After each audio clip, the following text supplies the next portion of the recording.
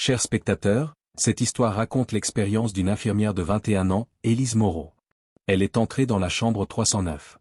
À l'hôpital Saint-Marie de Richmond, les couloirs ne connaissaient jamais vraiment le silence. Le matin, le bruit régulier des chariots roulants, le tintement des plateaux de médicaments et les conversations feutrées du personnel médical se mêlaient à l'odeur persistante de désinfectant. Au milieu de cette agitation, une jeune infirmière avançait d'un pas vif, son badge cliquetant légèrement à chaque mouvement. Elle s'appelait Élise Moreau, 21 ans, infirmière depuis à peine un an. Élise était encore jeune, mais déjà reconnue pour son professionnalisme.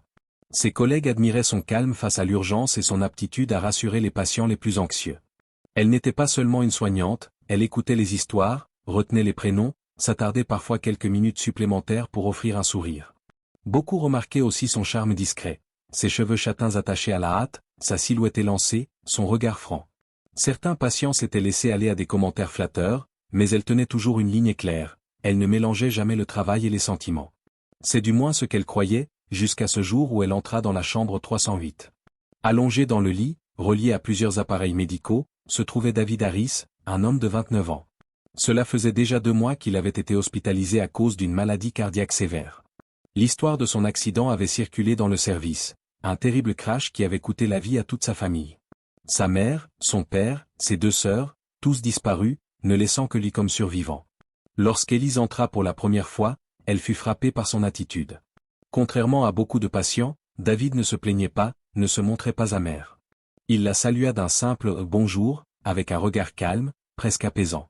Ce n'était pas un regard intrusif ni déplacé, mais un regard qui semblait dire « ta présence compte ». Les jours suivants, elle constata qu'il avait ce don particulier. Même affaibli, même marqué par la douleur, il parvenait à la faire sourire. Une complicité discrète, silencieuse, commençait à naître. Élise, pourtant si attachée aux règles, sentait déjà que quelque chose changeait en elle. La journée avait été longue. Les dossiers s'étaient accumulés, les sonneries des moniteurs s'étaient succédé sans relâche, et pourtant, dans l'esprit d'Élise, une seule pensée revenait sans cesse, le regard de David. Elle s'était promis de rester professionnelle, mais quelque chose en lui la troublait. Ce soir-là, alors que la fin de son service approchait, elle trouva une note pliée dans la poche de sa blouse. Elle l'avait reçue plus tôt, discrètement, quand David avait effleuré sa main pour la lui donner. Ces mots tournaient encore dans sa tête, « Lis-la quand tu seras seule ». Pendant sa pause, elle s'enferma dans une petite salle de repos, une lumière blafarde au-dessus d'elle. Ses doigts tremblaient légèrement lorsqu'elle déplia le papier. L'écriture soignée de David s'y étalait en quelques phrases brèves, « Viens dans ma chambre à minuit. C'est urgent. Viens seule. » Son cœur battit plus fort. Elle savait que c'était imprudent. Une infirmière ne devait pas répondre à ce genre d'invitation. Si quelqu'un la voyait entrer chez un patient en dehors de ses heures, sa carrière pourrait être compromise. Mais la curiosité, ou peut-être quelque chose de plus profond, l'empêchait de déchirer la note. Pourquoi ce ton urgent? Pourquoi lui demander cela à elle? Minuit approcha. Assise dans la salle de pause, Élise fixait l'horloge murale dont les aiguilles avançaient avec une lenteur insupportable. Elle se répétait de ne pas y aller. Pourtant, à 23h57, son corps prit une décision avant son esprit. Elle se leva, traversa le couloir silencieux et s'arrêta devant la porte 309, entr'ouverte. À l'intérieur, David était éveillé, adossé à ses oreillers. Son regard s'éclaira quand il la vit entrer. Elle referma doucement la porte derrière elle, le cœur battant. « Tu as dit que c'était urgent », murmura-t-elle. David prit une inspiration et se pencha légèrement. « Ce n'est pas la douleur. C'est autre chose, quelque chose que je porte depuis l'accident. Je ne veux pas partir sans l'avoir dit. » Il marqua une pause, ses yeux brillant d'une intensité presque douloureuse. Puis, d'une voix grave et sincère, il prononça. « Élise, je veux avoir un enfant. Et la seule personne à qui je peux penser comme mère, c'est toi. » Le lendemain, l'ambiance à l'hôpital semblait identique aux autres jours. Les infirmières allaient et venaient, les machines bipaient, les couloirs résonnaient d'appels étouffés. Mais pour Élise, rien n'était pareil. Elle s'efforçait d'accomplir ses tâches, de sourire aux patients, de garder le rythme habituel. Pourtant, chaque fois qu'elle passait devant la chambre 309, elle sentait le poids du souvenir de la veille. Les mots de David résonnaient encore en elle comme une onde impossible à calmer. « Je veux un enfant, et je te veux comme mère. » Elle avait dit non, avec toute la sincérité dont elle était capable. Mais ce refus ne l'avait pas libérée, au contraire, il l'avait laissée avec un sentiment de malaise. Le regard de David, blessé mais digne, lui revenait sans cesse en mémoire. Ce soir-là, bien après la fin des rondes, Élise céda à l'élan qui la poussait vers lui. Elle frappa doucement à sa porte. David était assis sur son lit, un carnet ouvert sur les genoux. Quand il leva les yeux, un faible sourire éclaira son visage. « Je ne savais pas si tu reviendrais, dit-il. »« Je ne voulais pas rester sur ce que nous nous sommes dit hier, » répondit-elle simplement. Un silence se posa entre eux, lourd mais étrangement réconfortant. Puis, refermant son carnet, David se redressa légèrement. Son regard se fit grave, chargé d'une détermination nouvelle. « Hier, je t'ai parlé de mon premier vœu. Tu m'as répondu honnêtement, et je respecte ça. Mais il y a autre chose, un autre souhait. Celui-ci n'est pas pour moi. » Élise fronça les sourcils, intriguée. David inspira profondément. Dans la chambre d'Axe en grave côté, il y a un garçon de 16 ans. Il souffre d'insuffisance rénale. J'ai entendu les médecins, ils n'ont toujours pas trouvé de donneur.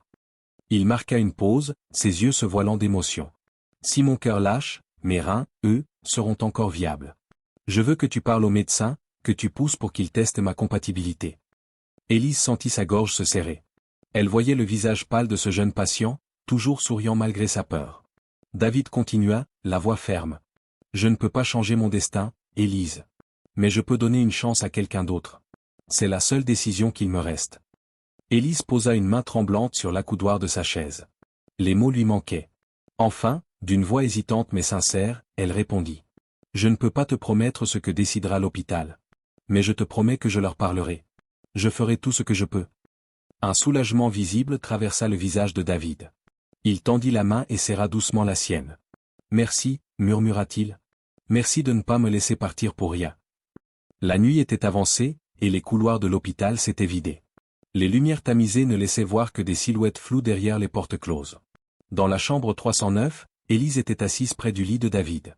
Le silence était presque rassurant, troublé seulement par le bourdonnement discret des machines. Elle avait encore la main posée dans la sienne, comme pour lui montrer qu'il n'était pas seul. Tout à coup, l'expression de David changea.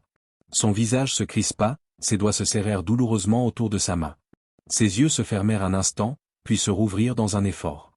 David, s'inquiéta Élise, la voix tremblante. Il porta son autre main à sa poitrine, la respiration haletante. C'est serré, je n'arrive pas à. Ces mots s'étranglèrent. Le cœur d'Élise bondit.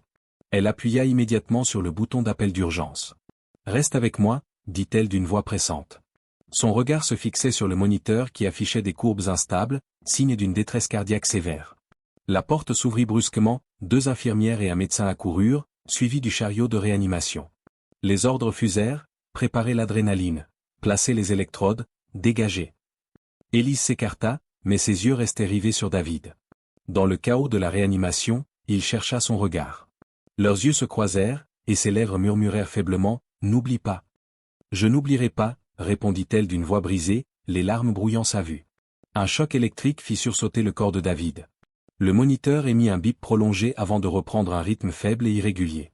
L'équipe médicale s'acharnait, concentrée, implacable. Élise se tenait en retrait, les mains tremblantes, priant intérieurement pour qu'il tienne encore. Après de longues minutes, le médecin annonça, « Il est sur un rythme. Transférez-le en soins intensifs. » Le lit fut préparé, les machines branchées, et l'équipe commença à le déplacer rapidement dans le couloir.